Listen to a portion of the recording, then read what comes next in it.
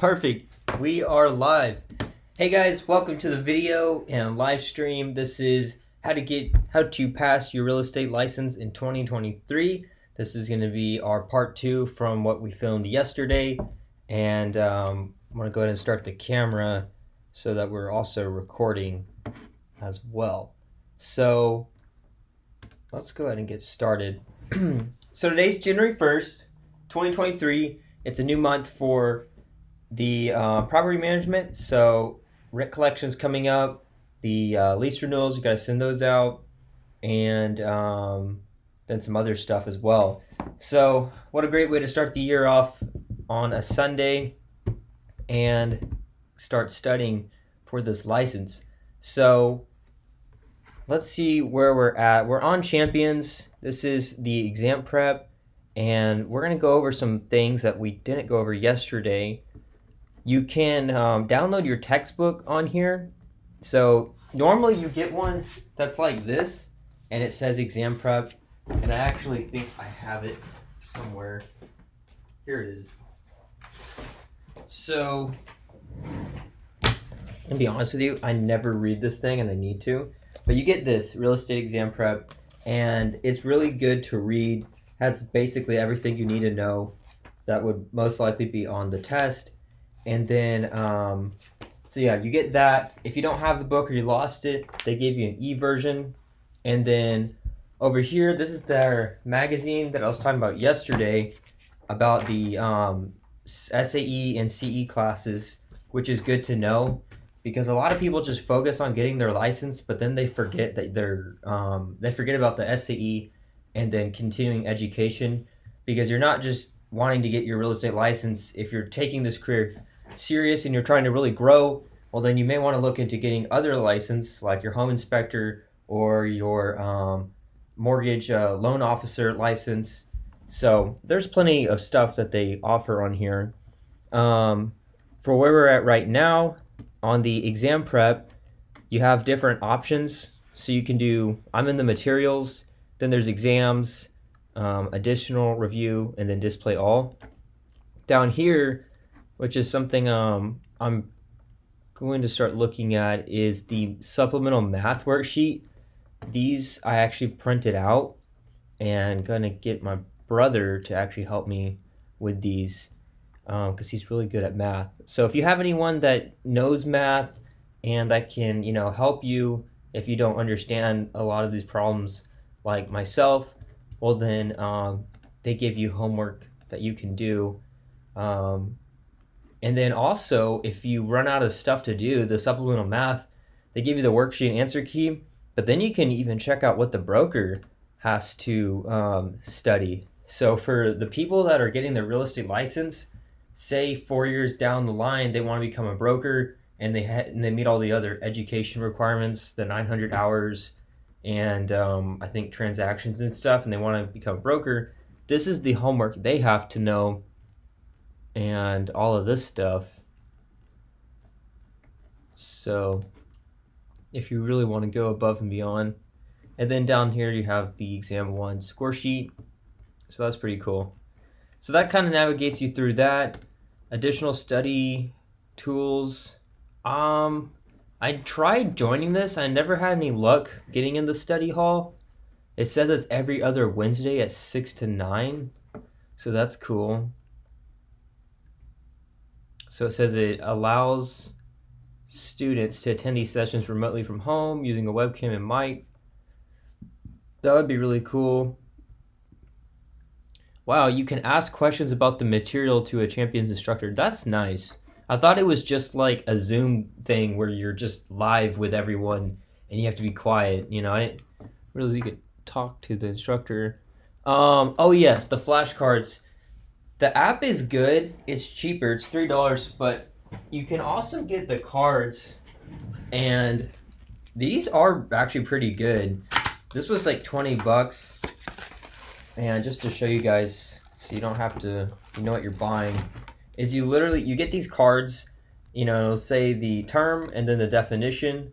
So voluntary alienation, that is an owner transfers title to another, usually with written documents such as a deed, will, or power of attorney. So if you have friends or you have your partner, you can go over the terms with that, and that's about $20. Or you can buy the app. Honestly, I think after buying, this is good, but the test on here that we took yesterday, I feel like that is more effective because it gives you that same feeling as if you're actually taking the real exam, and it kind of gets you locked in. And not to mention, if you're somebody that struggles with testing and you get kind of like locked up about it, or you just get what's that word, butterflies or something, then taking these will help you a lot because it's very similar to the real exam, and it'll get you prepped up. So we did this one yesterday, 12:31, finished at 8. It's Sunday, 1:48 over here, so we got plenty of time. This video is going to be kind of long, so if you want to come back later or you want to hang out the whole time, do as you will. Today we'll do the state prep exam 1, so that's timed, and then we'll see where we're at after that. So I haven't gone on Quizlet for the state prep exam, so there's no way that we may go on Quizlet, just to speed it up, because we really don't want to be on the camera for hours. But yeah, I haven't gone over. So this is page 1 of 3. We have 90 minutes, and let's get started. So number 1, TREC has the power to order witnesses to appear and or produce records of documents for its investigations and hearings. This is called subpoena power. If a license holder fails to respond to a subpoena, is that how you say that? Hold up. Subpoena. Oh, that's not how you say it. Subpoena. Okay. What can TREC do? Also, I apologize if that was really loud. What can TREC do? I got no idea. If a license holder fails to respond to a subpoena, what can TREC do? So it sounds like they're needing to respond to something, and they're not responding to something.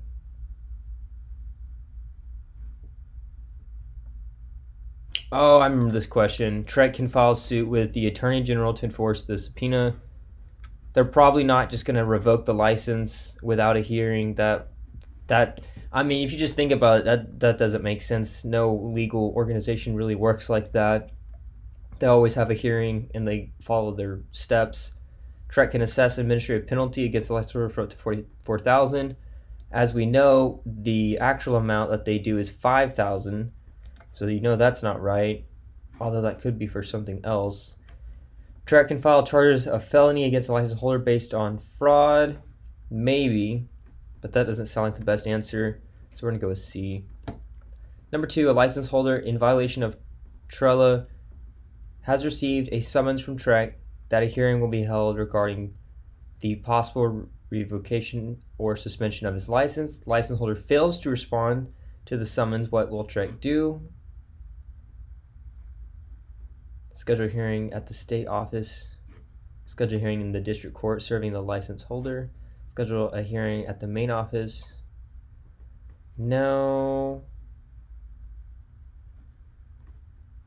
I feel like it's A or C. Schedule a hearing in the district court serving the license holder. Schedule a hearing in the county court where the license holder practices real estate.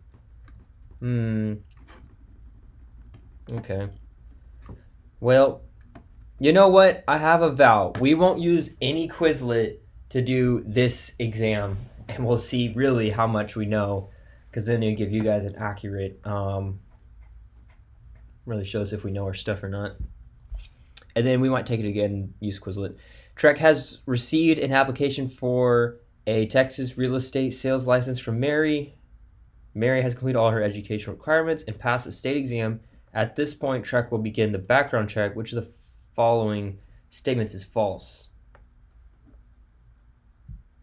TREC has no time limit for determining integrity. TREC has 30 days to complete. That's true. TREC must notify Mary the decision to disapprove her application in writing. That's true. Mary has 30 days to appeal. a denial of her application. I feel like it's A as the wrong answer. Trek has no time limit for determining integrity. Hopefully that's right. Marcos was a Texas licensed real estate sales agent for some time. He then chose to become inactive, and Trek has been holding his license in that status. He now wishes to activate the license. What will you have to do?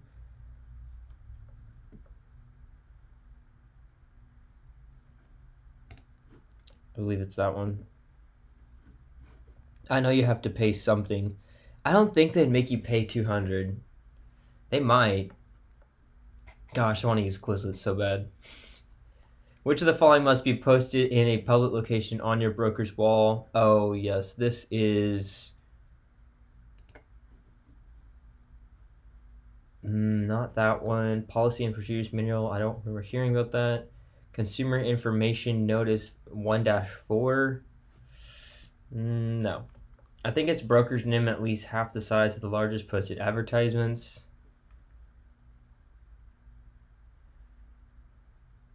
Consumer, I feel like it's B or D.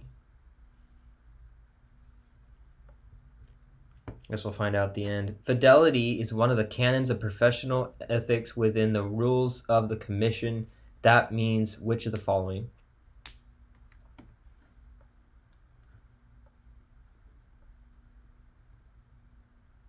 Fidelity would be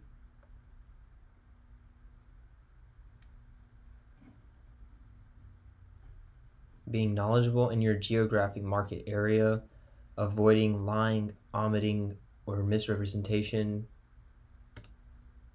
Gosh, man, I don't feel like that's the right answer. Providing the IABS information about brokerage services at the first obtained data in real estate. That's kind of just like a general... That's not really Fidelity. Fidelity, I don't believe, has anything to deal with being knowledgeable. It's really about kind of like... Fidelity's more like loyalty, I think. We're going to roll with C. A doesn't sound like a good answer. Being... I don't even know how to say that. Scrupulous. And meticulous. In the performance of your real estate functions. No. All right, we're going with C. Number 7, which of the following actions are grounds for suspension or revocation of your license by Trek? Oh, that's definitely one. You have to disclose that. Drawing up a bill of sale for personal property outside. Advising a buyer to get the attorney's opinion and title.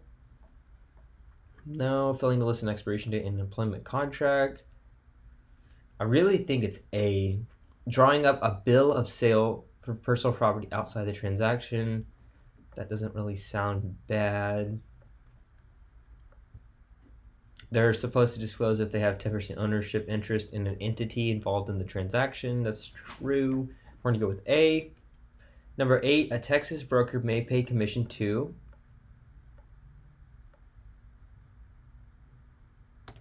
a broker associate. Can they pay a commission to a licensed attorney in Texas? I'm not sure. Don't think... They might be able to. An in-house employee of a principal? Probably not. Any unlicensed person for a referral? Probably not. Which of the following actions is not a violation of the Texas Real Estate License Act? So it's not a violation.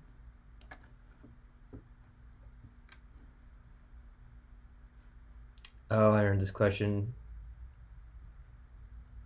Selling real estate by lottery, that's a violation. Placing a sign to sell lease with only verbal consent of the owner, that's probably a violation. A broker guarantees a buyer that based on past performance, invested property will appreciate over the next 2 years. Probably violation. A broker offers a guaranteed buyback of a property for a set price if the purchaser is not happy with the investment after a 2-year period of ownership. I mean, shoot, just think about that. If you're the broker, you're selling a property, and then you tell them, hey, I will buy the property back for 50% of today's price. I mean, this would be crazy if they're like, yeah, I'll take that deal. So say you sell it to them for $200,000 and say, if you don't like it, I'll buy it back from you for $100,000 in 2 years if you're not happy. And that is probably the answer. But I mean, if you think about that, that broker is not only getting a commission to sell it, but then he's also getting the house for 100,000. That sounds like a good deal. I mean, for the broker, I don't think that's a good deal for the client. That is pretty cool. I wonder, maybe you guys in the comments would know if there's anyone who's actually done that before, where they've told the client saying, "Hey, I'll buy your property back in 2 years if you're not happy with it." I mean, that's a long time. And then the thing is, in 2 years, hopefully you have the money, because I'm sure it's when they say, "Hey, I want you to buy the property back," But you're like, "Well, I'm sorry, I'm broke." But then you have that in writing. I don't know. Number 10, without proper authorization, a sales agent may accept a commission directly from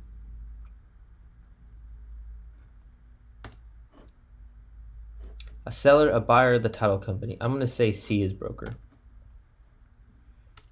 A broker has listed property. The owner mentions that a neighborhood is interested in selling.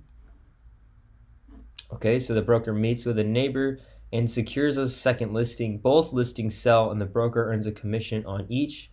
The broker would like to thank the owner. Oh, okay, I get it. The broker would like to thank the owner of the first listed property for this referral. How can the broker thank the seller? He can't give cash. He can't go over $50. He can give the seller a gift of $100 in value, not cash. No. He can pay the seller whatever commission amount he agreed to pay for the referral. He cannot pay the seller any commission at all. It would probably be D. You can give $50 gift card. You can't give him cash for some reason, and you can't go over the $50 mark. So they're very strict on, referrals. Number 12, a sales agent wishes to transfer to a new broker. What may he engage in the business? When may he engage in the business? When the new broker submits the sponsorship forms to Trek, when Trek receives his request for transfer, when the new broker receives a license for him from Trek. A sounds like the best answer. No, you don't have to wait 48 hours. Actually, Randy at Champions said it's very fast when it comes to transferring to a new broker. He said he did it, and the new broker got his license in like 10 minutes or something. So, if that really happened, that's really cool. Also, I think we said this earlier, but if you're doing this with me, you're definitely going to want to get some coffee.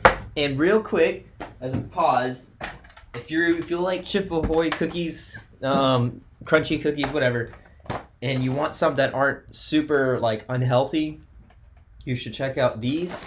This is Back to Nature plant-based snacks. It says wheat flour and semi-sweet chocolate chunks.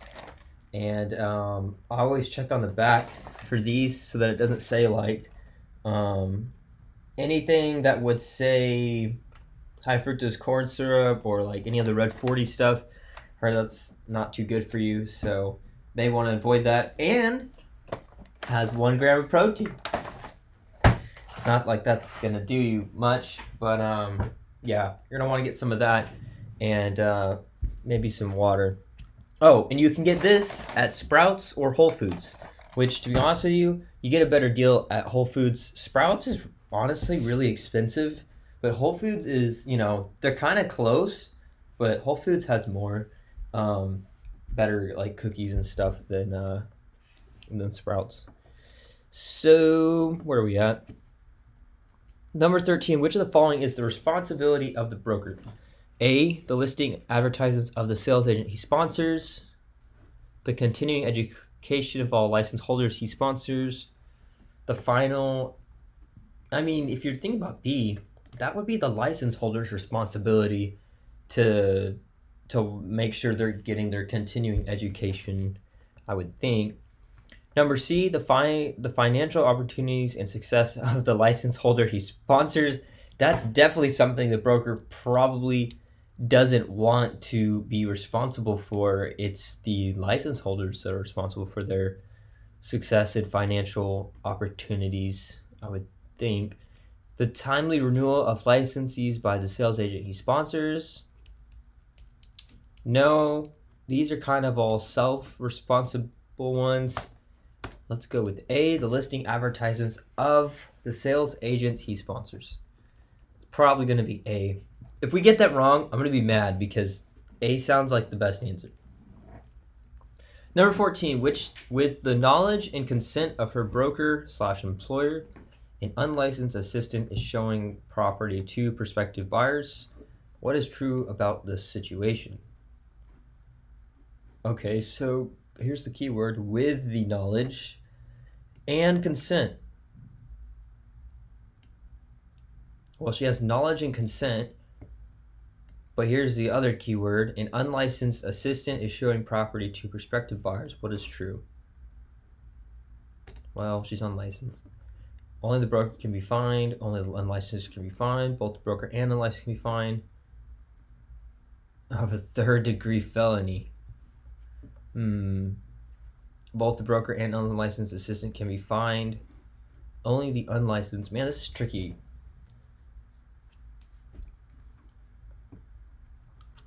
I feel like both of them are going to be in trouble.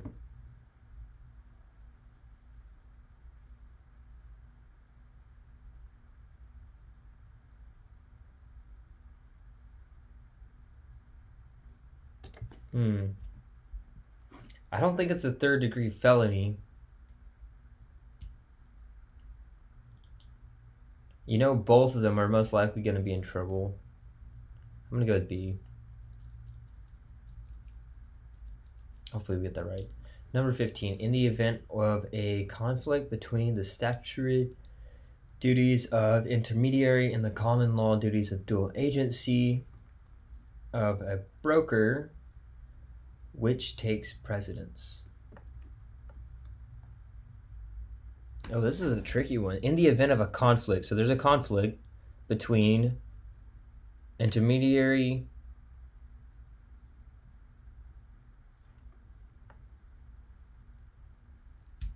between the statutory duties of intermediary and the common law duties of dual agency of a broker, which takes precedence? So which one is higher than the other one?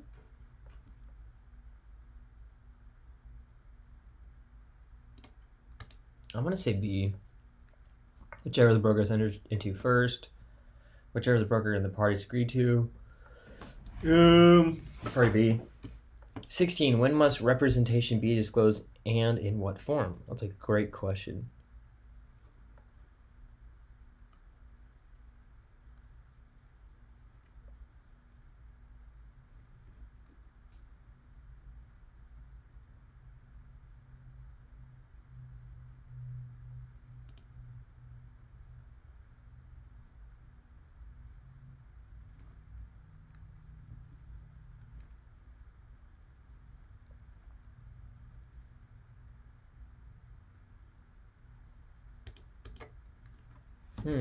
So it's not saying, well, when must representation be disclosed and in what form?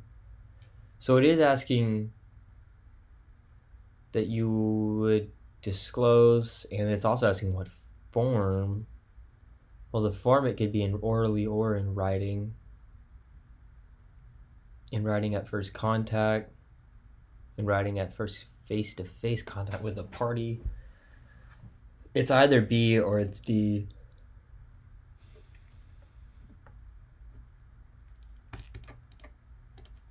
I'm going to go D. Which of the following is true and demonstrates the difference between the role of a broker, intermediary, and the role of a sales agent's appointee? The difference between the role of a broker, intermediary, and the role of a sales agent appointee. Ooh, that's a good question. Well, wouldn't the broker intermediary...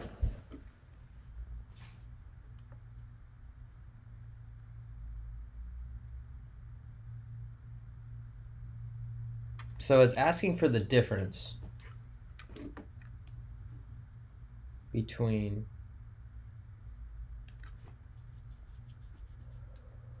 Man, we're yawning already?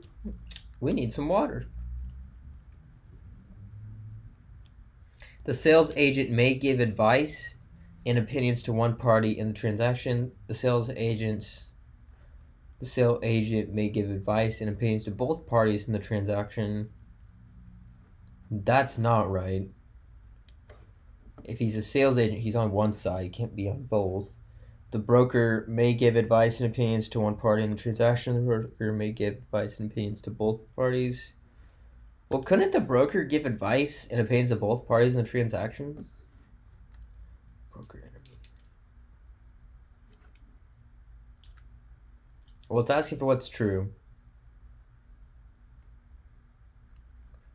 Well, what is true is the sales agent may give advice and opinions to one party in a transaction. So I'm going to go with A. It'd be either A or I would think B. What is required in order? Oh man.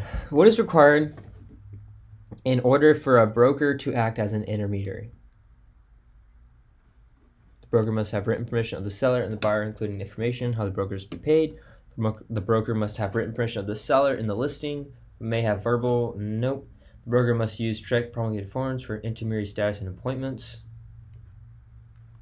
Well, to act as an intermediary, the broker must have 2 associates and to appoint to work with the parties in order to be an intermediary. Because wouldn't that be intermediary with appointments? And the with appointments is the 2 associates. That whole thing, man, in law of agency where they explain intermediary with appointments and without appointments, dude, it is so confusing.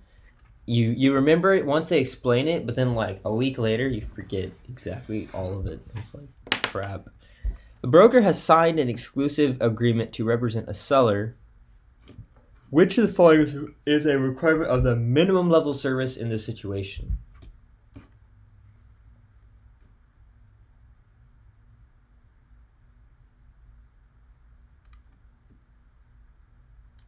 The broker must advertise the client's property in addition to placing the listing in the MLS. The broker must refer all clients' questions to an attorney.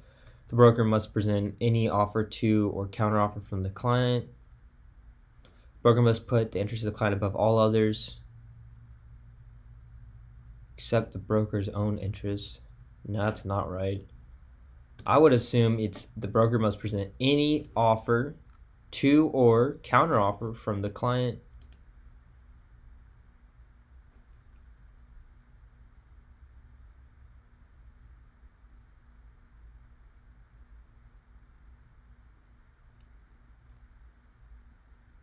You don't refer all client questions to an attorney. The broker must advertise the client's property in addition to placing the listing in the MLS. John has listed the property at 17 Oak Street. The sellers have received and accepted an offer from the buyers. The buyers have received the survey, and it shows an encroachment that the sellers did not previously disclose. Okay, so the sellers did not previously disclose.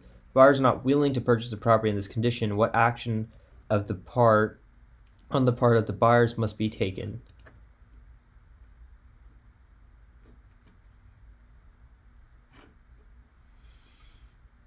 Well,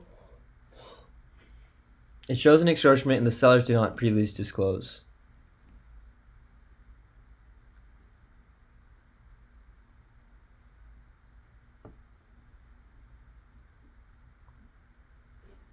Not D. Within 10 days, the buyers can notify the sellers that the contract is canceled and demand the return of the earnest money. The buyers can sue the sellers for a breach of contract. The buyers have a number of days mentioned in paragraph 60 to address survey problems with the sellers.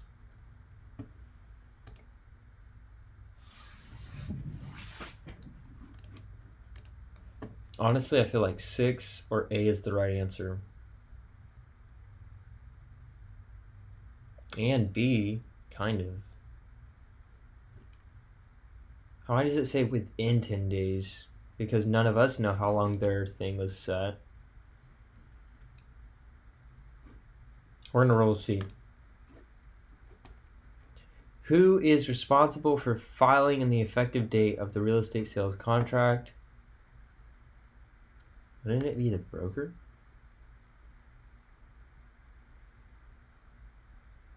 The agent of the party accepting the final offer.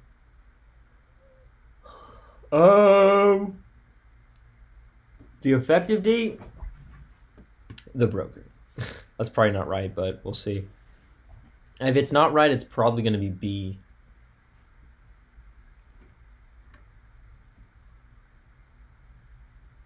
But then again, that kind of does make sense because the agent of the party accepting the final offer, wouldn't they write the effective date since they're the last people to accept it?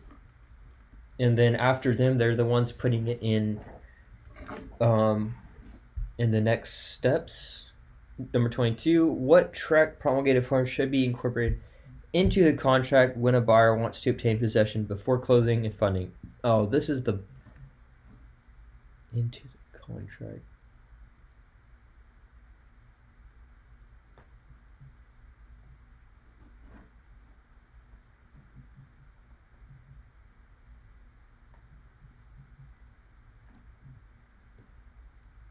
I believe this is the buyer's temporary lease addendum. It's not the addendum for the sale of another property by the buyer. It's not the tract consumer information, so it's not C or D. You can rule those out.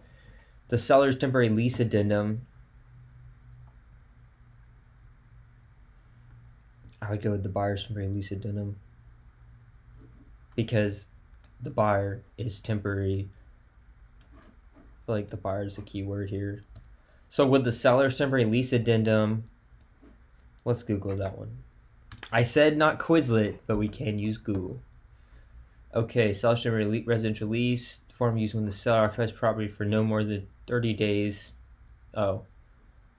This form is used only when the seller occupies the property for no more than 90 days after closing of the purchase of the contract.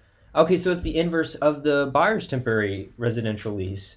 So the buyer's temporary residential lease says, hey, I know I haven't closed and funded the deal yet, but I want to move in. I want 90 days to get in and do what I want or do what they need to do. And then they'll finish their purchase contract. And this form is saying it's when the seller occupies the property for no more than 90 days after closing of the purchase contract. So that would make sense because that gives the seller 90 days to get all their stuff out, to move out, and to transfer it to their new place.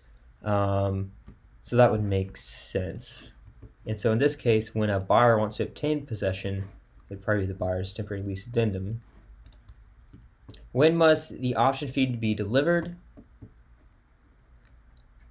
The buyer must pay his agent the option fee within 3 days of the effective date of the contract. The buyer must deliver the option within 3 days after the effective date. It's not C or D. It's definitely going to be a 3-day one. And it's not must pay his agent. It would most likely be must deliver the option within 3 days after the effective date. Because it starts after the effective date. Or it could be. It's either A or B, but we're going to go with B. John sold his waterfront property. The hurricane causes a considerable amount of beach erosion. The structure is now seaward of vegetation line. What is true? I remember this question. It's B. The state can force the removal of the structure. The buyers can sue John for damages. Honestly, that one was a tricky one, but Quizlet helped us on that a week ago. Broker Bob has a listing contract. My God, I keep yawning. Guys, comment down what I need to do to stop yawning. I need to do some push-ups or something, get the blood moving. Broker Bob has a listing contract and a buyer's representation agreement, and so is acting as an intermediary in the transaction. The buyer tells Bob that if he is successful in purchasing the property, he plans to buy all the surrounding property too. What should Bob tell the seller?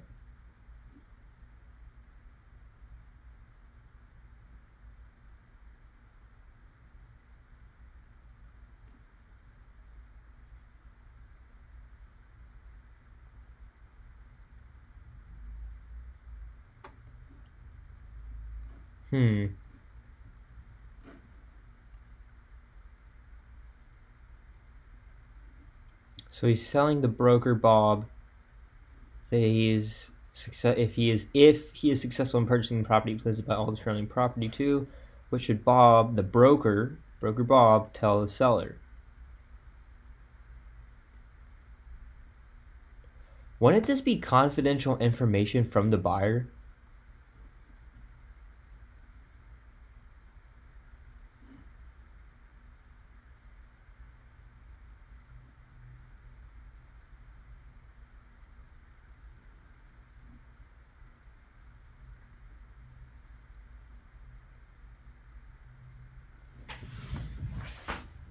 This is a tricky one.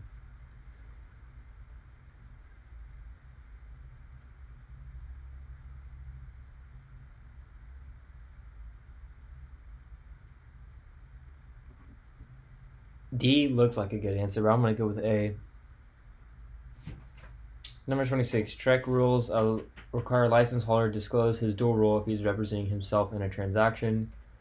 Trek also requires license holders to disclose if his client is his spouse, child, parent. That's an acronym you remember in class. It should be that C, spouse, child, or parent.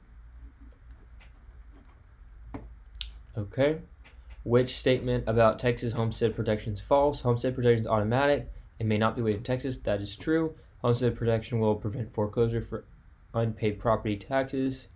That's not true. An urban homestead can be as large as 10 acres. Homestead protection will prevent the debts of one spouse from causing the sale of property. I believe that is true. B would be the most realistic answer because homestead protection will prevent foreclosure. Well, if that was the case, then there wouldn't be so. Why are there foreclosures? Homestead protection will not prevent foreclosure for unpaid property taxes. If you have unpaid property taxes, they're coming for you. 28. Hopefully that's B. 28. The statutory estate created by two married individuals that allows for shared and separate property is two married individuals that allows for shared and separate property.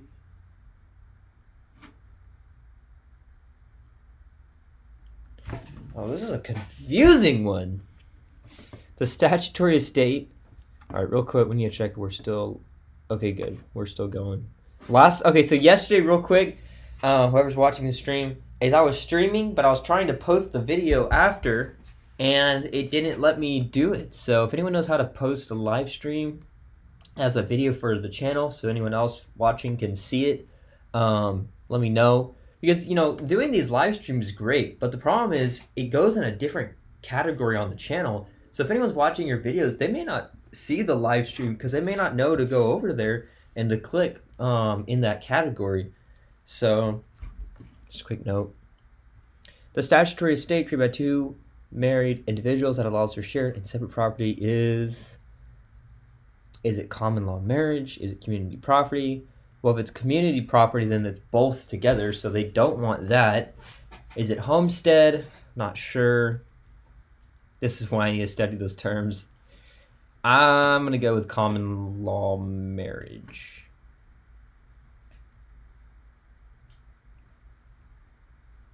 But then that's something that we didn't really, no one even, I don't remember learning anything about common law marriage, so that's probably not the answer either. Is it joint tenancy?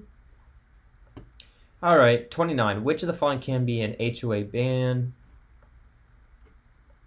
Oh, definitely that. A religious symbol, a roof solar panel, probably not. The state of Texas flag. Dang, if they banned you for putting the state of Texas flag up there, that would be pretty crappy. That'd be pretty anti-Texas. Number 30. Landlords in Texas have how many days to settle deposit with tenants after move out?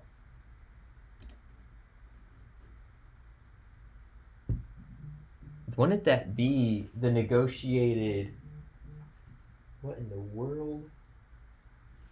Why that guy's calling me right now? The negotiated days in the lease. 7 days. 30 days. I think they have. Wouldn't that go off the lease? That's a good question.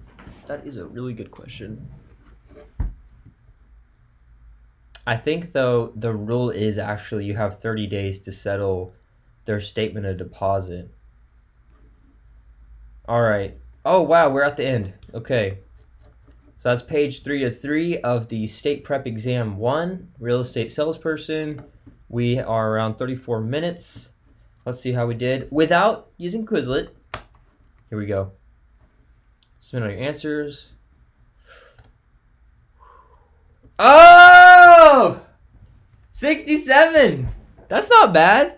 That's honestly not bad. Off the old noggin, that's not too bad. I'm not disappointed with myself that bad. Got a 67, so we're doing it. We're getting there. All right, let's go ahead and go over the questions missed. So, and a good thing to do with this is to count how many questions did I miss. I missed 2. I missed 1, 2, 3, 4, 5, 6, 7, 8, 9, 10. So then you would write down state exam number 1 equaled missed 10 questions. Okay, so then on the little whiteboard, now throughout the day, I mean, we got the whole day, so we're probably gonna be doing this for a while. You would just write down, I took the state exam 1, I missed 10 questions, and then really probably to write down each question on, like a notebook or something of what question that you missed and then the right answer, and then write it out. That would be the best way to keep yourself moving forward and not just clicking continue and forgetting. Also, another cool thing is right here is you don't even have to write it down if you don't want to. Thankfully, Champions has a lot of stuff there, and you can just print out your results. So, well, this is cool, and it even gives us a percentage. So Chapter 2, we got 100%, so that's a good sign. Chapter 1, we got 88. Our lowest part was 14.3%, and that was Chapter 8. Okay.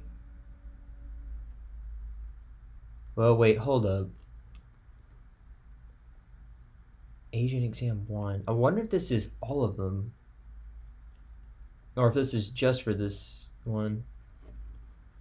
But basically, I mean, whatever this is... Oh, I got no printer. Whatever this is, you can see, you kind of ballpark, well, I got 100% here, I got 88% here. So your goal is just to keep doing these until you start seeing 100% on all of this. That would probably show you, hey, you're probably ready to take the real exam. I mean, a grade of 67, you don't need to have a complete 100. The goal is just to pass the test and to move forward. Maybe you want to get a perfect grade on the real exam. I mean, hey, do what you want to do. So yeah, that is the state prep exam. Let's go ahead and return back to class. And then in red, on our little whiteboard, I'm going to write 67%. So that's how, now I'm tracking how I'm doing. Now we're going to go find another test to do. So now we go back to exams. State Prep Exam 1. So that was State Prep Exam 1. We could go back and do the national one again. And we might do that. But then that one had a bunch of math questions I didn't want to deal with. Well, let's do it. Let's go ahead and take the national prep. So again, same thing. National EX number 1 equals, so that one's ready, and then we'll see how many questions we miss on this one. John owns a dominant estate. John sells the property. What happens to the easement? Belongs to the buyer. If you guys haven't seen the video from yesterday, you can watch that one, because in this one we're going to go pretty fast, so that we're showing new content today. and for the new viewers.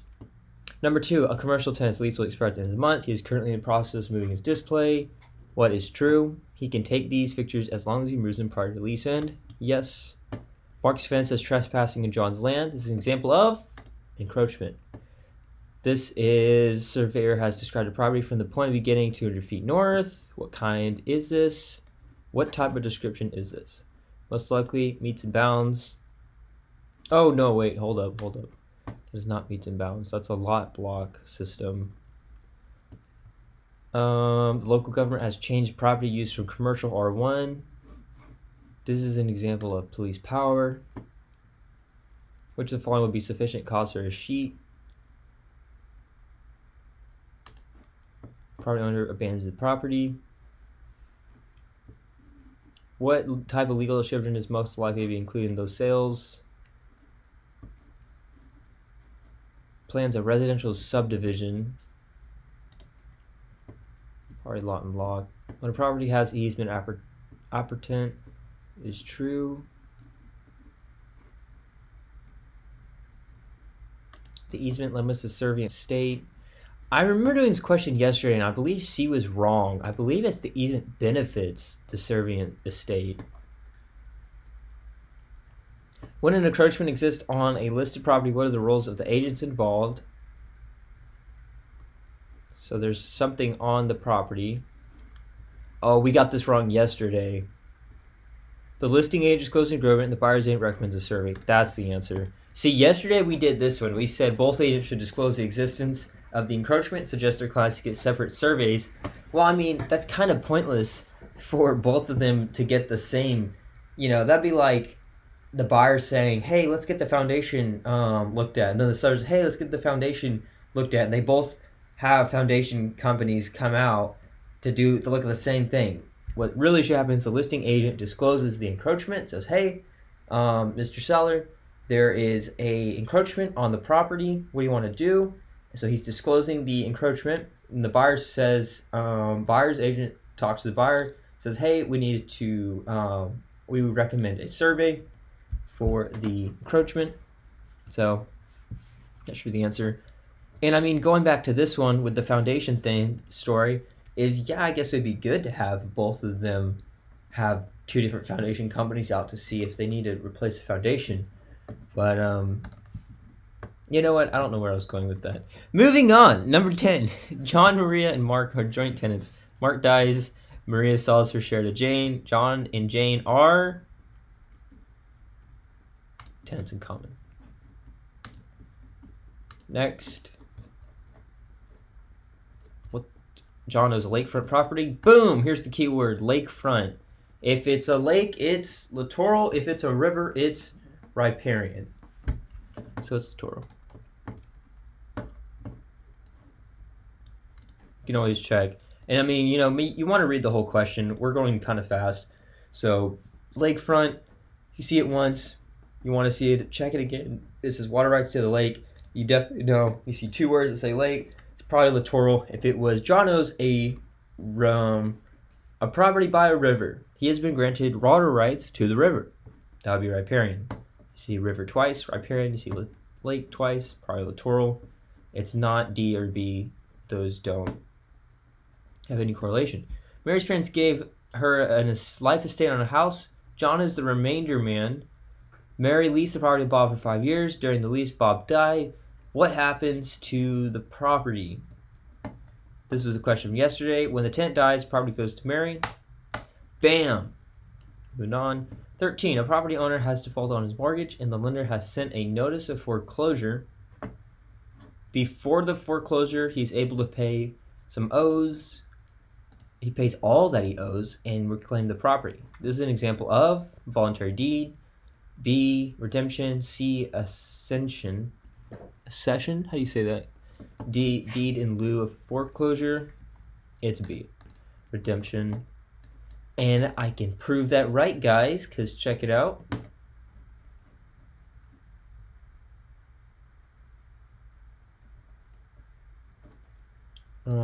That's not the real estate definition. The right of redemption refers to one's ability to reclaim property even after foreclosure sale takes place. Man, could you imagine how great someone would feel, they're going through foreclosure and then they just have, money come through and they get the house, they get all of it paid off and they can't it stops the foreclosure. And that they're probably like so relieved. Joe received a payment. What clause in the title policy allows the title company to make this claim? This is subrogation. Is it subrogation? I think so. We'll find out later. 15, a buyer who wants to be sure he's getting good title, general warranty deed. 16, when a landlord allows the property to become so run down, what is this? This is called termination, alienation, actions of forcible detainer, or is it constructive eviction? Anytime you see tenant, forced to leave, run down, tie that word to constructive. You see tenants and landlord and leave, think of eviction. At closing, a seller learns that he has an unsatisfied M&M lien. So would that be a mechanics lien? What does M&M lien stand for? Because every time I see that, I think of the M&M candies. Mechanics lien is a security interest in the title to property for the benefit of those who have supplied labor or materials that improves the property. The lien exists for both real property and personal property. So this is what an M&M.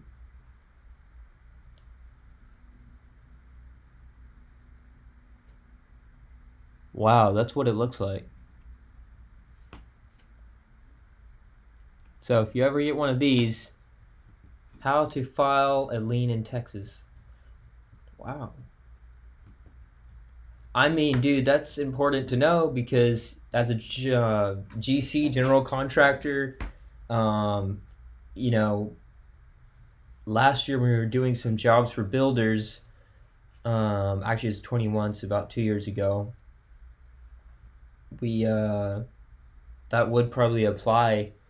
I guess if I was working on the property, those jobs where I was picking up trash on the house, that was a fun job, by the way. We'd go out there, this is in Cedar Hill, and I drive out there, I go to this address, and I would just bring trash bags, a rake, and gloves, and I would just spend like a couple hours just picking up all the trash on the front, back, and sides of the property. And then if I needed to edge the overgrown grass, I'd do that too. And then I made like $150. And that was in 21 and 2020. So that was right before inflation really started hitting us. So after I started printing all the money in 2020, inflation only really got bad in 2022. I mean, I didn't really notice much of a difference. Usually anytime they do stuff like that, it takes a while for it to come into place. Just like with these interest rate hikes, it takes time. It doesn't just, you can't just turn off inflation or just be like, oh, inflation's up, clink, let's just bring it right back down. It fortunately doesn't roll that easily. But yeah, so I guess if going back to the mechanics lien is if I did the labor for that house and they didn't pay me $150 like we agreed, then I would file an M&M lien on the real property and personal property. I think that's what the thing's saying. So where are we at now? Here we are. So for this question, what is the M&M lien for? Is it property taxes? No, that would be ad valorem. Is it an IRS claim? Probably not. So is it home improvement loan? No. It's either labor or personal property or real. So we're going with B. Offense that was built on the property but not paid for. Can you imagine if you had like a builder or, and he assigns his crew out there to build a house and everything, and then he doesn't pay anybody? Like, how many liens would that guy have? He'd have a lot. He'd be like, hey, I got a house built for free. But that would not work because with these contractors, they want to be paid. If they do like 50% of the work, you can only go so far with these contractors before they're like, hey, I need a draw or I need some money to continue. And once they smell that you don't have any money, they get angry. Number 18, an appraiser requires a property to have 4 characteristics to have value. They are, remember the acronym DUST: demand, utility, scarcity, and transferability. And see, the easy way to remember that is you look at the first letter, D, U, S, and T. But then you also have to remember, because it can trick you with delivery, utility, security, and transferability. So DUST is an easy one. Another one is PEAT, that is police power, eminent domain, taxation, and escheat. So that's PEAT. Then there's old car, obedience, loyalty, disclosure. Crap. What is C? Accounting? No. Crap. I already forgot old car.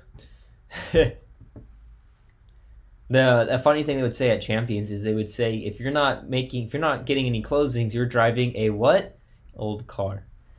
An appraiser has valued a single-family rental property in a neighborhood where almost all the homes are leased. What approach did he most likely use to determine the value for this property? Oh, we got this question wrong yesterday. We chose D, which is the GRM. The right answer to this is A, the income approach. The GRM is the gross rent multiplier. They don't use that. I think they use the GRM for investment properties. So if you're working with an investor and he's trying to find a property that's gonna, he's trying to find his first rental property or something, you would use the GRM formula. An older home has been updated for the technology to eliminate what type of depreciation? Is it physical, economic, functional, or external? It would be functional obsolescence. Oh no, it's a math problem. I think I remember the answer from yesterday, so we're going to move quickly to 90. Which of the following situations would require an appraisal? The seller wants to be sure the price of the home is competitively. The buyer wants to make a fair offer on a listed property. The parent wishes to gift a property to a child. A court-ordered partition. The property owner has over-improved his property. What principal value will describe this result? We got this question wrong yesterday. The right answer is the law of diminishing returns. We chose regression. And you know what's really tricky? Is when you look up regression, real estate, it says the value of the high-end real estate may be diminished by having lower-end properties in the same vicinity. That's what made me choose that. But then this one, if you Google the law of diminishing returns, the principle stating that profits... Do they have a real estate one? Because that might just be like the economic version. The premise that additional expenditures beyond a certain point, the point of decreasing returns, will not yield a return commensurate with the additional investment. Okay, so here's an example. A return... Law of diminishing returns to scale. A return to scale is when all inputs are increased in order to increase the total output. One example is adding a second shift at a factory in order to increase production. However, it does not always increase production in the same way. What is the law of diminishing returns? Marginal... Okay, we could spend like so much time like clicking all of these, and then we'd be like an hour later and we still haven't finished. So you know that 23 is B, the law of diminishing returns. Really it's saying, hey, you've upgraded past a certain point where you're no longer actually yielding a return. 24.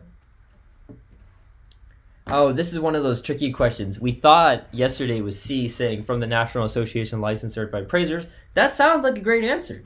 But the right answer was A, from the state in which the appraiser will work. What is the highest weighted criteria for an appraiser using the income approach?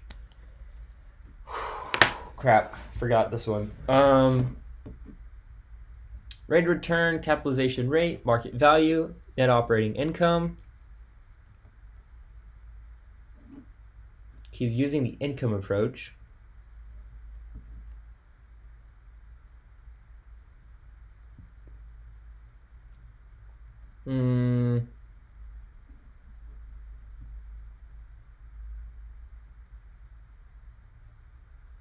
I don't think it's NOI.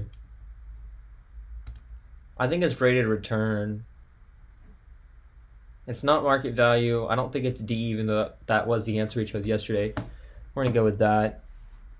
And you know what? I don't think we've used Quizlet on this exam, so we're rocking pretty good today. How is GRM calculated? We got this wrong. We did C yesterday. I'm going to go with A. Average price divided by average annual rent. Dude, you know what we need right now that would really help? Probably keep me from yawning, because I ran out of coffee. A liquid death. You're like, what is that? It's a sparkling water drink that looks like a energy drink, but it's really good, and the water's artesian. It's very delicious. And it's only like $168 at Target. 27. Can a sales license holder prepare a BPO? The answer to that one was yes. Yeah, so we chose D yesterday and got that one wrong. I was very annoyed about that. Oh, this one, $395. Remember that for yesterday. What is the market value of the property? They rounded up. Yesterday we chose $394,667, but the right answer was $395. A broker has listed his own property for sale. Which of the following is true? A. What is true about the duties of all license holders? Honestly and fairly. That's true. Seller has received and accepted an offer. Oh, this one.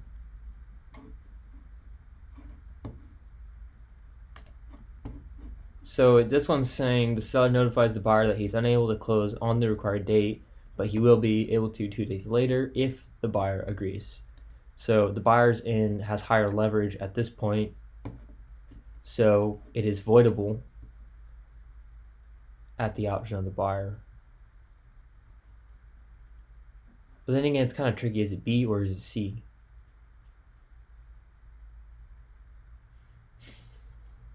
I think it's going to be C. Because this one's kind of showing the emphasis that the buyer has the option here. Number 32, a buyer's written offer was presented to the seller. The seller sent a written counteroffer to the buyer. The counteroffer expires at 5 p.m. on Friday. Which of the following is true? I think I got this question wrong too.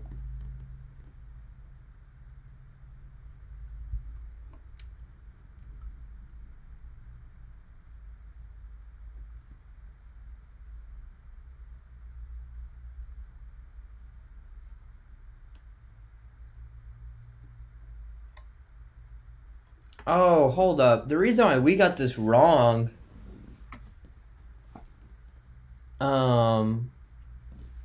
because we were looking at it from the scope of the buyer. This is in the scope of the seller. The seller sent a written counteroffer to the buyer. The counteroffer expires at 5 p.m. on Friday. What is true?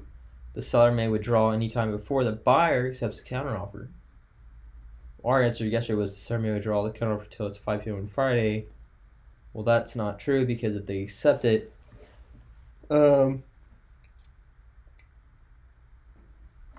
it's definitely not C. If they accept it, that rules that one out. The seller may not withdraw before 5 p.m. It's not B, it's not C, it's not D. It'll most likely be A. An agent's commercial listing is under contract. The closing date has been set and all contingencies have been met. The agent learns that government improvements in the area will have a big impact on the property value. The agent should B. Disclose the information to the seller and continue the sale. Contract that is signed but not yet carried out is executory. Is it executory or how do we say this? No! Don't print it! Don't print it. Almost hit the wrong thing.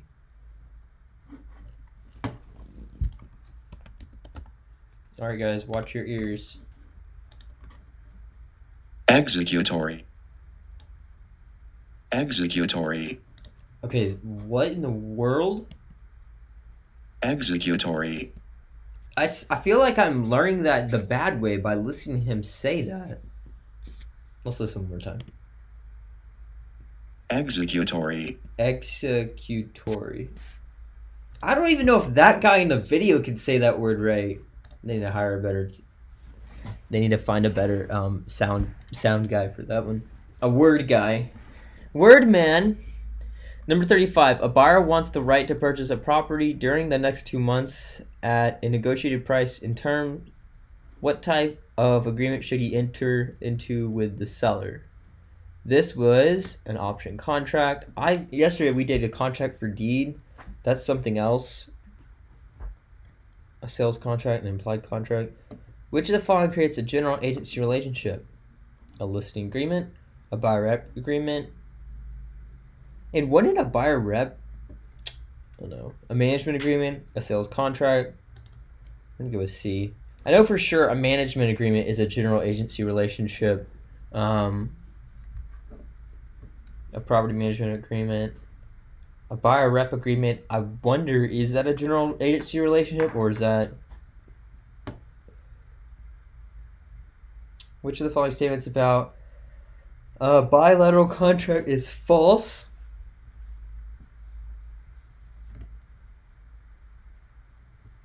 Which of the following statements about a bilateral contract is false?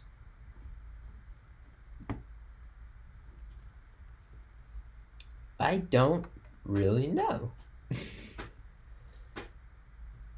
Which of the following statements about a bilateral contract is false? Is an exchange of promises. Oh, this question. It is an exchange of promises. That's true. It is binding on the property, on both properties. I think that's true. There's strict performance. I'm going to go with C. Both parties can be sued. That's true. So what is false?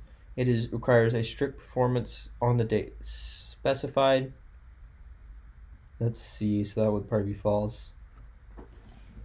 Which of the following best defines or describes a counteroffer? A partial acceptance of an offer, when a party makes a simple inquiry, when a seller accepts some of the terms, or a rejection of the offer and presentation of a new offer in response to the offer received. Could be A. Number 39. When does a buyer's offer become a binding contract? Oh yeah, dude, this question is so annoying from yesterday. When we did C, but the right answer is when it is accepted and the acceptance is communicated. I thought it was when all negotiations are complete and both parties agree. I mean, dude, that sounds like a better answer than when is it accepted and the acceptance is communicated. I mean, yes, I get it. D is a good answer, but C feels like a good answer too. A landlord and tenant negotiate a verbal lease. This one we did voidable and unenforceable. Actually, since it's an 8-month term, it is void, and it's definitely unenforceable because it's a verbal lease agreement, which basically says, hey, Mr. Landlord, I want to lease your property for 8 months. I'm the tenant, and then Mr. Tenant me would come back to landlord and say, you know what? I actually don't want to lease your property. I found somewhere else I'm going to lease. Then the landlord has a unenforceable agreement because he was never able to enforce the lease because he didn't get it in writing with the tenant. And it's also void because it's 8 months. When a license holder is also a principal to the transaction, he must disclose to a rule. C, even if the license holder only has an economic interest in the property. Broker has one relation to the client. This is an example of B, agency. Yesterday we did brokerage. That's not right. What are the requirements of a valid and enforceable real estate contract? Yesterday we chose C, but that's not right. Consideration in writing and legal purpose. In writing offer and acceptance in times of essence. Legal purpose, competent parties and earnest money. I'm going to go with D, legal purpose in writing consideration.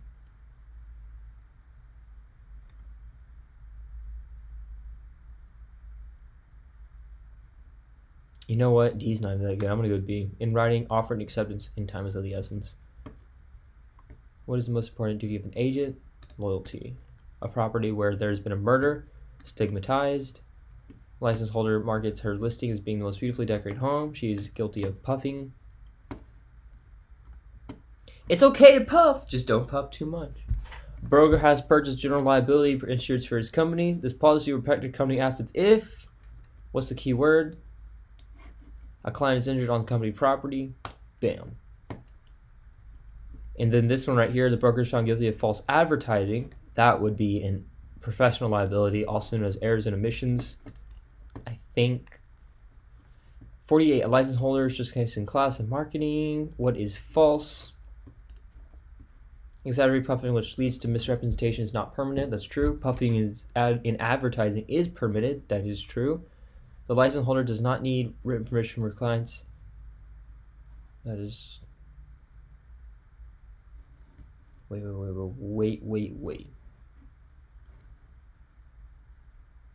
Oh yeah, it is A. All advertising on social media services comply with fair housing TIL rules. That's true. So this is true.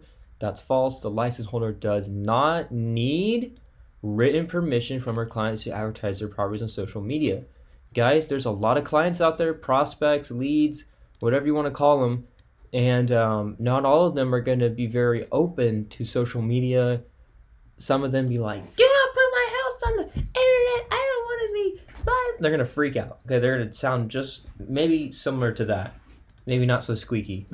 So yeah, always get permission to advertise someone's property. When you're dealing with money, a house, and people, there's going to be some problems. What does... Oh, we got this one wrong too. What does the Uniform Electronic Transactions Act guarantee in court? I did A yesterday. That didn't get me through. It's electronic signature will always be upheld if all parties agree to their use. That one honestly does sound like a better answer. I should have read that more. E-signatures are only valid for international transactions. I mean, I guess. E-signatures are not permanent for real estate transactions. Dude, if you had... Oh my gosh, if you could not do electronic signatures in real estate, do you know how much of a pain that would be? You would not get much done in the day, because if anyone comes, say they come into this office or wherever you're at, and you have to get a signature, it's hard to just get someone to sign something and then get back to work. They're gonna want to see, oh, how's your kids? How's your family? They're gonna want to talk to you, and I mean, I'm sure you probably want to talk to them too. So you're not just gonna be like, hey, sign this and now get out of here. No one's gonna do that. So thank God for e-signatures, because you can just sign it, get back to work. Both parties move on, they forget, and life moves on. So thank God we have e-signatures. Number 50, a sales agent has been working in residential 5 years. Oh, this is the one. He wants to go to industrial sales. What should he do to be competent? He should read a book. Yes. Take a course. They should just make the answers very just bland and very just vague. Like, advertise himself.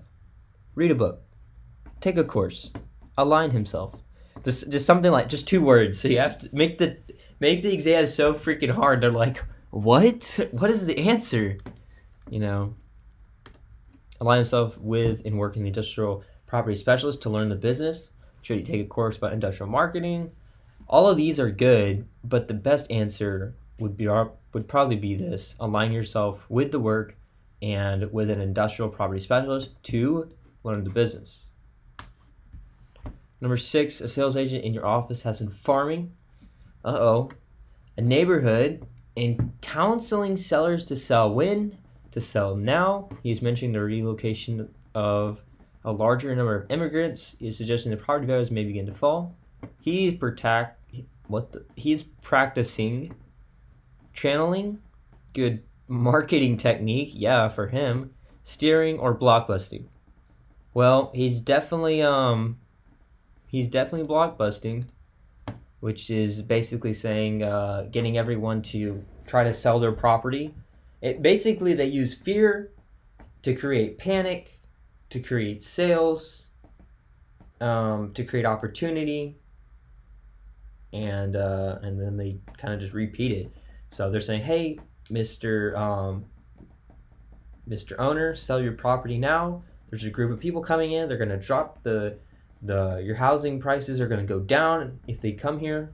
Hurry up and sell your house now. Lock in the money now, and then then what they probably would do is do blockbusting, and then they'd probably do steering, which is why they banned steering and blockbusting. It's illegal because that's probably their little business practice. So yeah, then they get the owner to sell their property really cheap. They buy it. Then when they sell it, they mark it up. They sell it for a higher price, and they keep the difference. That's their marketing technique. So thank God that is no longer legal to do. 52. Which of the following would be a violation of the Sherman Antitrust Act? We did C yesterday and got that wrong.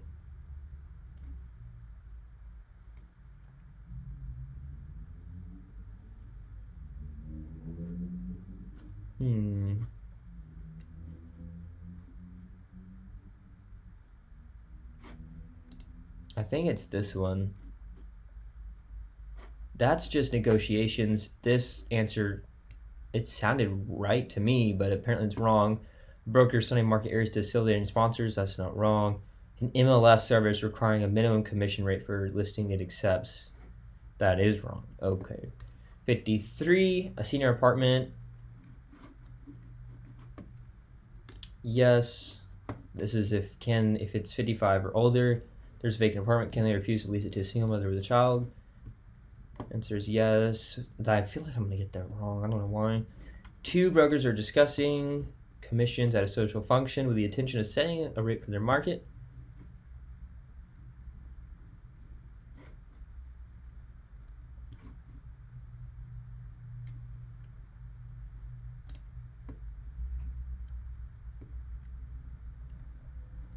The discussion is a violation of the antitrust law. I'm going to go with B. The broker has accepted buyer's deposit, one in the escrow account, one in the operating account. What has he done? He has used the funds in the operating account to pay his office expenses. He's not only commingled the money, but he's also spent it. And spending means conversion. He has commingled and converted the money, which is conversion. Commingling, mixing, conversion, spending. Civil Rights Act of 1866 prohibits discrimination on color, religion, age, or national origin. It's color. If a discrimination complaint is filed with HUD regarding license holder, what will HUD do? It is A, HUD will file suit against the agent seeking civil penalties. B, HUD will file suit against the agent seeking criminal penalties.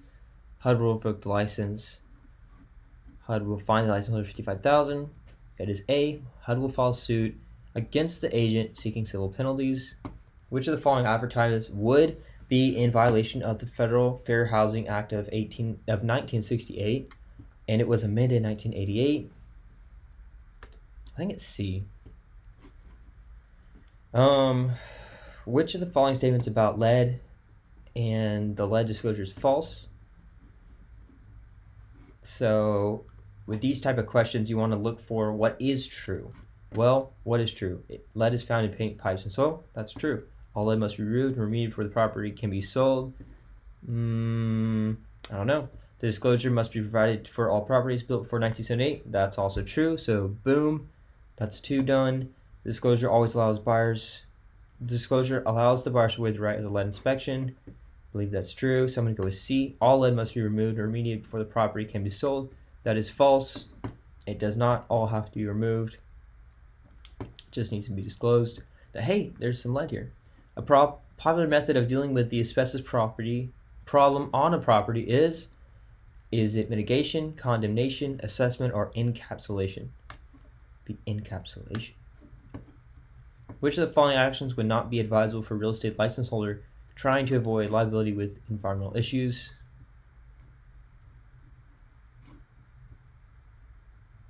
Becoming familiar with the common project area. That seems okay. Asking a seller about contamination. That seems okay. Recommending inspections and disclosing all known hazards. That should be fine. C, performing basic tests for hazardous materials. That's probably not okay for the agent to be doing that. 62. A seller was unaware of the presence of asbestos on his property. The buyer's inspection has been found that asbestos is present. Which of the following is true?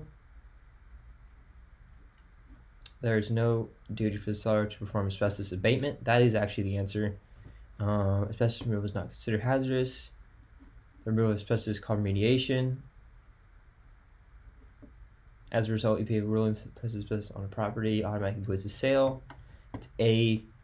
Circulars under mission of the EPA, which stands for the Environmental Protection Agency. A buyer tells his agent that he is concerned about the possible presence of radon on the property. The best response for the agent is tell the buyer he only has to worry about radon if he smokes.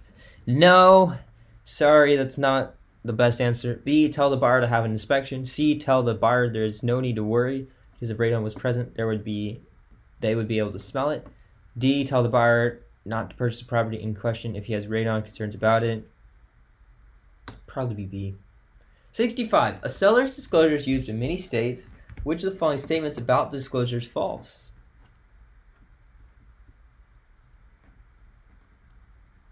That seems true. A license holder should never fill out seller's disclosure. The seller's disclosure is not required if the property has been leased and the owner who lives out of state has not occupied the property for many years. The accuracy of the seller's disclosure is the responsibility of the seller. That's true.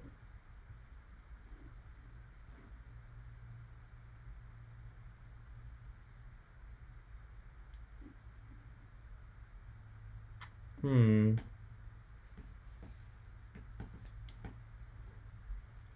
think it's C.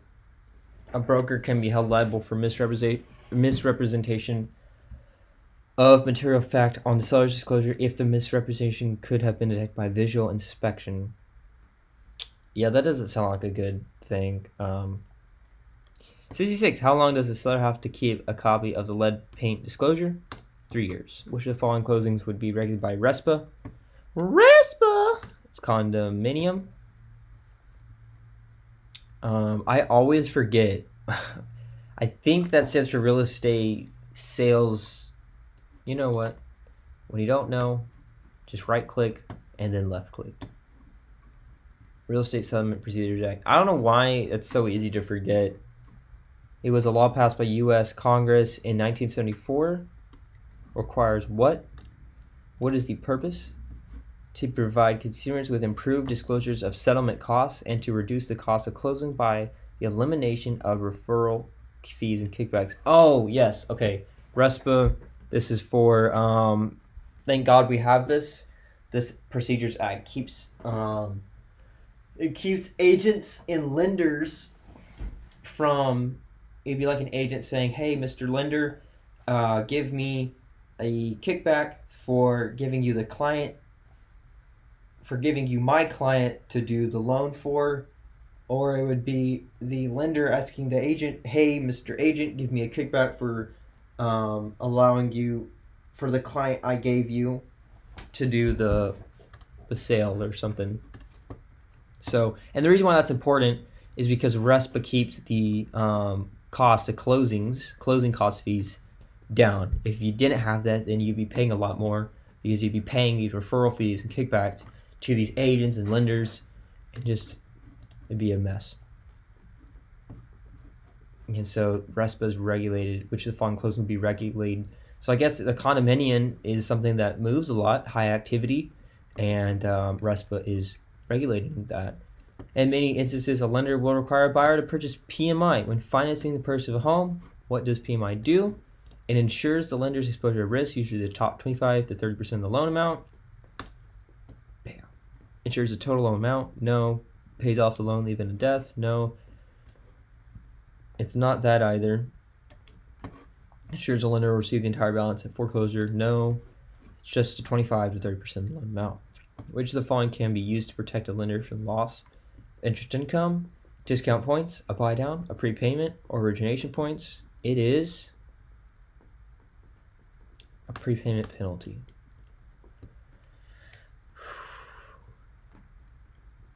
A borrower is aware that interest rates are set to be lower in the next few months. He wants to purchase property now. What type of loan should he get to allow him to take advantage of lower rates in the future? A budget mortgage, a subprime loan, a blanket mortgage with a release clause, or D, an ARM. It would be an ARM, which is an adjustable rate mortgage. When does the vendee receive the deed and contract for deed financing? After he makes the final loan payment, when he moves into the property, when the contract is signed by both the vendor and vendee, after he places the vendee's lien on the property. I believe the best answer would be after he makes the final loan amount. Where do you find PMI? On a high LTV conventional loan. Is it on an FHA insured loan, on a secondary financing, on any unsecured loan? Right answer is on a high LTV conventional loan. PMI stands for private mortgage insurance. 73. An individual has applied for credit and the application has been denied. What federal law states that the individual is now entitled to a free copy of his or her credit report? Is it the Equal Credit Opportunity Act, the Fair Credit Reporting Act, Truth in Lending, or RESPA? Let's B. Yesterday we did A, which was the Equal Credit Opportunity Act. That is wrong. Honestly, how did we get that wrong yesterday? If we were really reading, it makes more sense that it is B, the Fair Credit Reporting Act. It kind of just says it right there. I mean, think about it like this. If they said, the individual got denied, and then you're asking them, well, hey, I know you denied me for my credit, so can I see my report? And they're like, oh, no, we can't give out your report. It's confidential. Or they make up some excuse why they can't give it out. That wouldn't be fair. So that's the answer. Fair Credit Reporting Act. Commercial property lease for $7,500 a month. Property manager. Oh, we got this question wrong yesterday. And you know what? From yesterday to today, we still don't know how to do it. So we're going to skip it.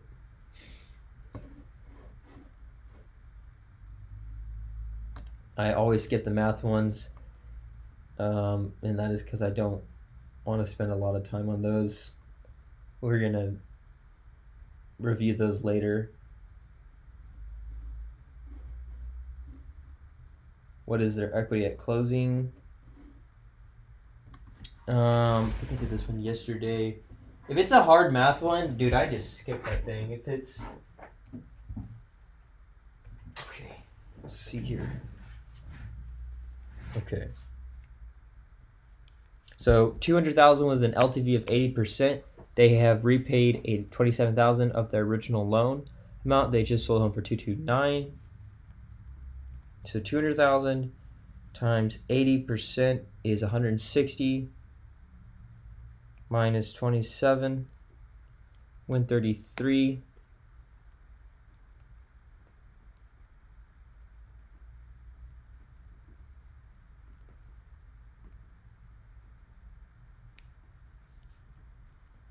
Wait a minute.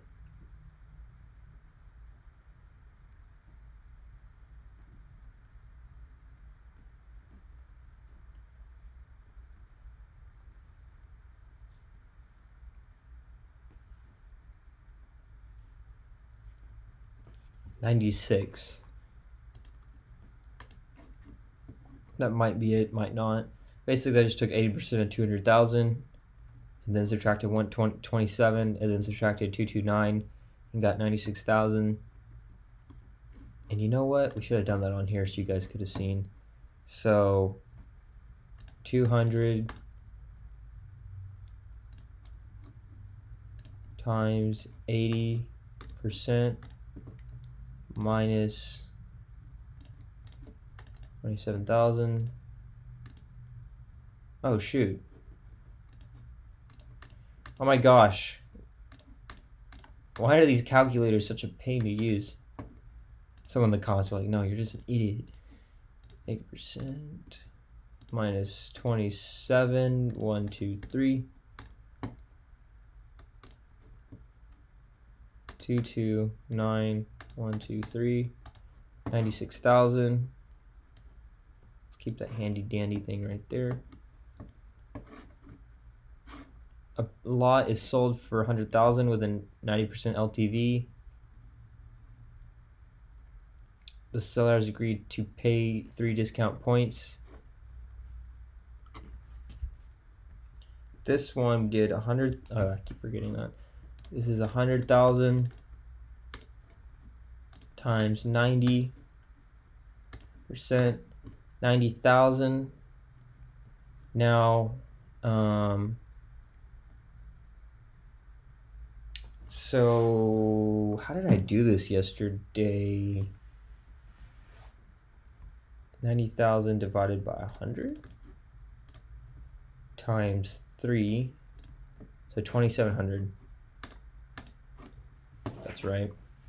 I could be plugging these numbers in wrong, but worth a shot. Wakita Jones at Champions, one of the instructors there, she said, as long as you know everything else really well and you're not the best in math, you'll be able to pass this test.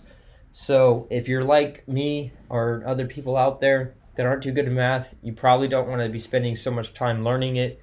If you're just not a math person, it's really not worth it.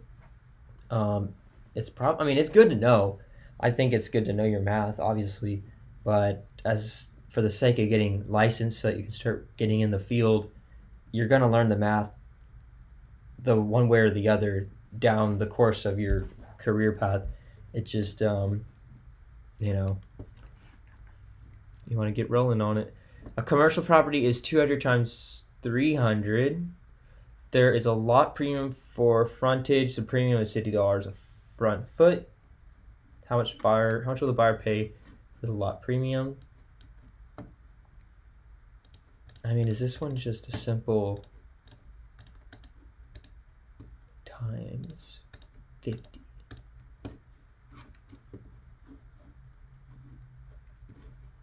I'm going with 3 million.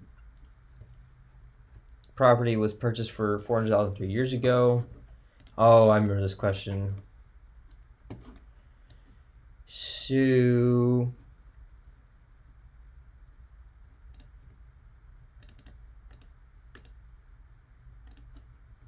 $400,000 times 4% times 3, so 48. I did that one last time, but that wasn't it. I think it was actually C, which is 449. We'll have to look at what it says on there because I don't remember exactly how they calculated that.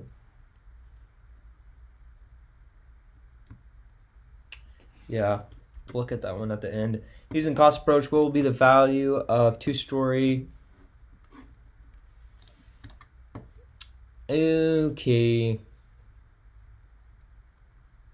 I think I remember how to do this. 65 times 30 times 100.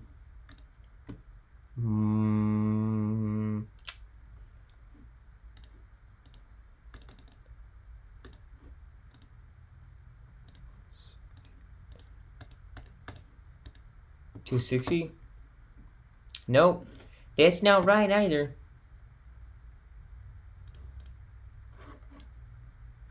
Alright, I got no freaking clue.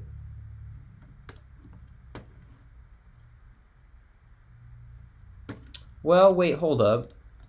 65 times 30 times 100 plus 50 minus 15,000 depreciation, 230. It's probably that. Submit exam. Let's check it. Got everything in.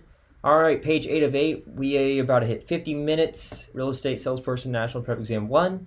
Let's see how we did. Holy frick.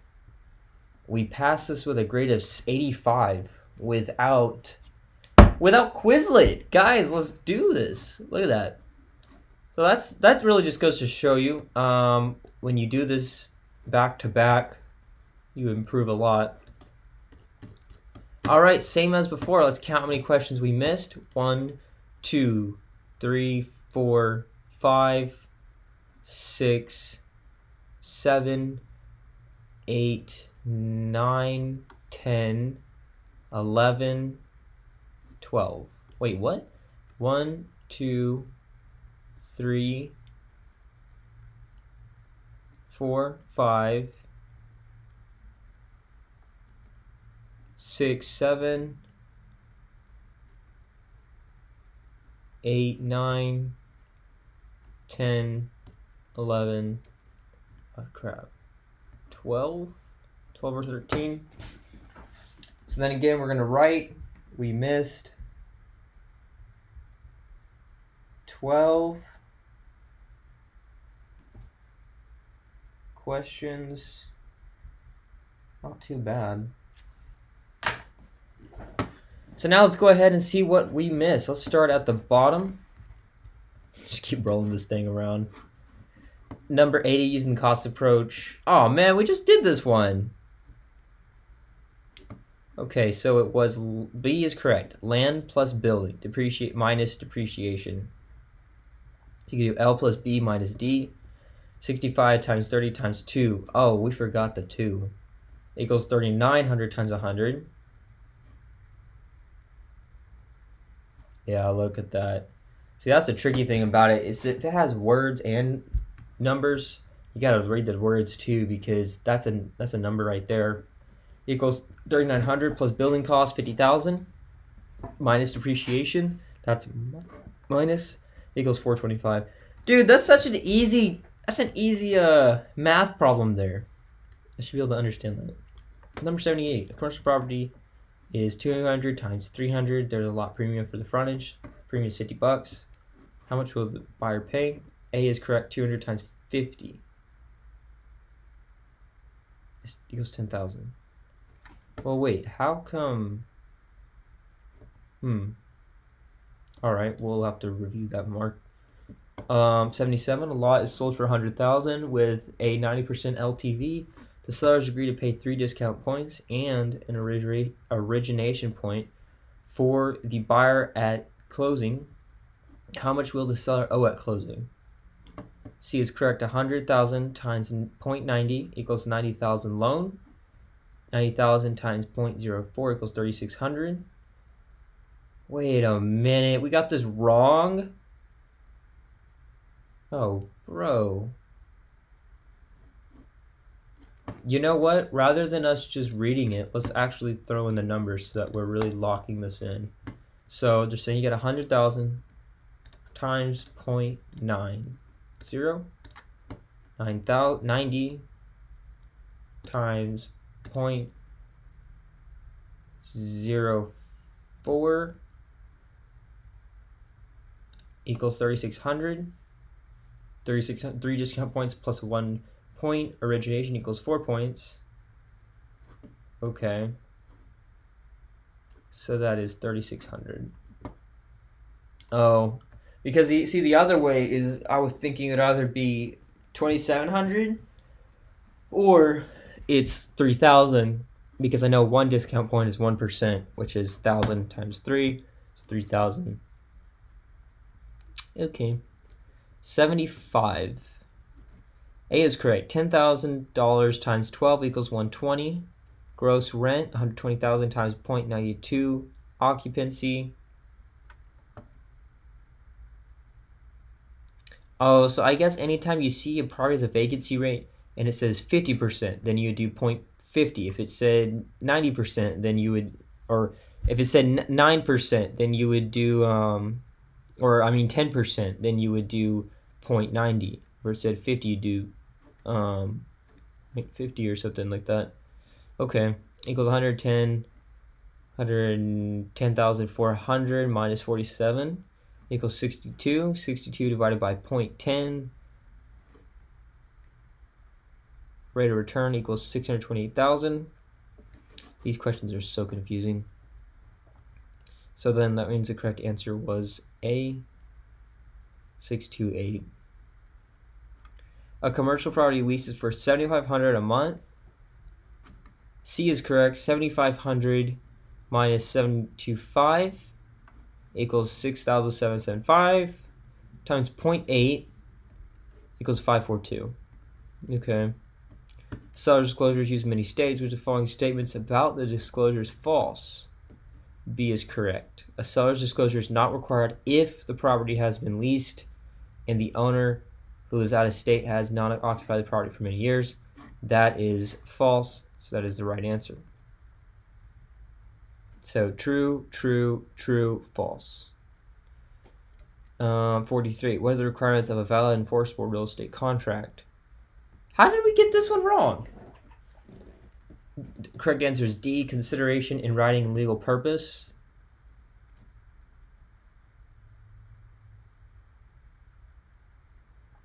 Landlord and tenant negotiate a verbal lease agreement on the phone for an 8-month term. The tenant later decides not to move in. What term best describes the lease agreement these two parties had? Wait a minute, I got this one wrong? Oh my god, I chose void and unenforceable. The right answer is valid and Wait a minute, hold up.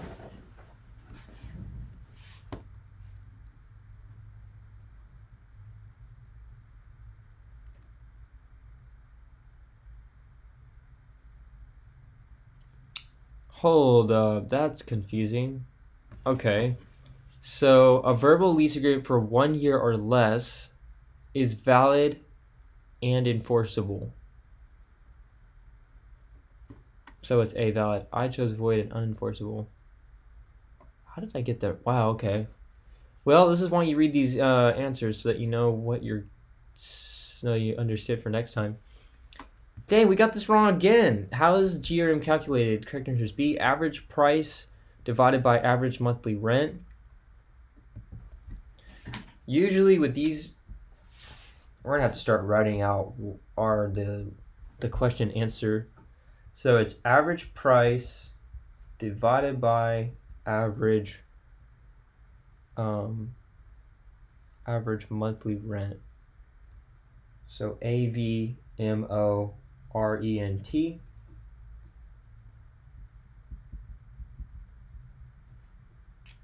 And that equals for how GRM is calculated.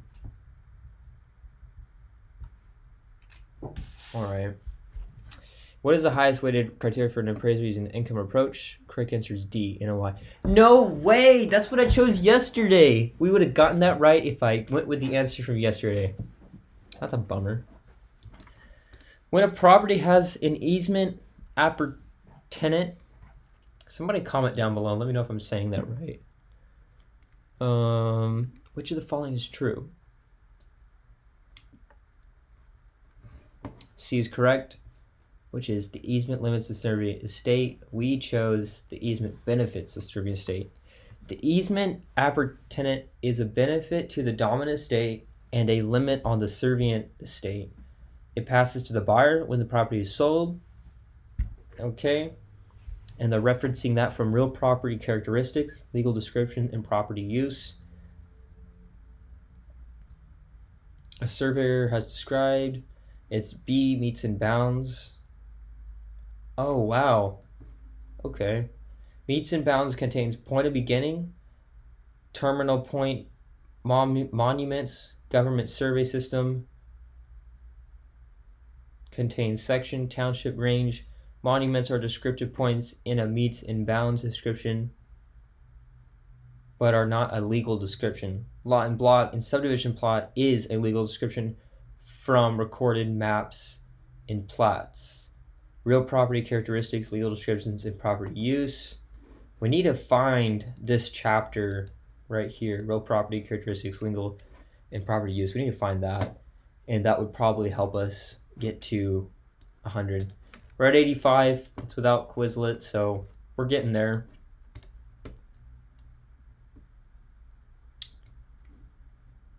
You know, I wonder, okay, so then when you hit continue, it sends you to the state prep. I wonder if they organized this.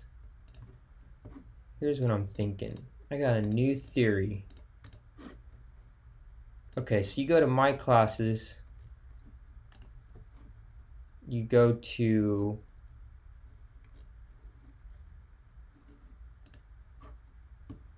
okay. I think they organize this a certain way. There has to be there's a reason why these are set the way they are. I think they're trying to mimic this to be as close as it can to the real test. So this is just a theory, okay? So don't get all mad at me. But I think they put this in order that in the real exam you may have it set up where it's National Prep 1, State Prep 1, National Prep 2, State Prep 2. So if National Prep 3, State Prep 3. Holy crap. National Prep 4, State Prep 4? Oh my gosh. There's a lot of exams. It goes all the way to 4. So we got plenty of videos coming out. We might even go through the broker ones just for more assist for you guys. Really for more support. So I guess it's 3:28. We've been on air for a while now. We're going to go ahead and cut the video. And if you guys like this video, you like these type of videos, please leave a comment down below.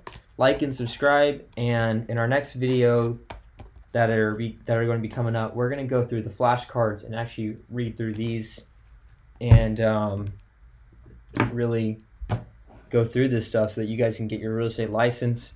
After we go through all these exams, we'll be tapping into this one. This course is night before the exam, so I want to give as much content and videos on this as I can. We're at the start of 2023. All of this stuff is very fresh, so watching these videos should be able to help you and save you money so you can start studying now while you're going through your classes and then get your license as soon as you can. Thank you guys so much for watching this video. Please leave a comment, like, definitely subscribe to the channel, and I'll see you on the next one, and I'll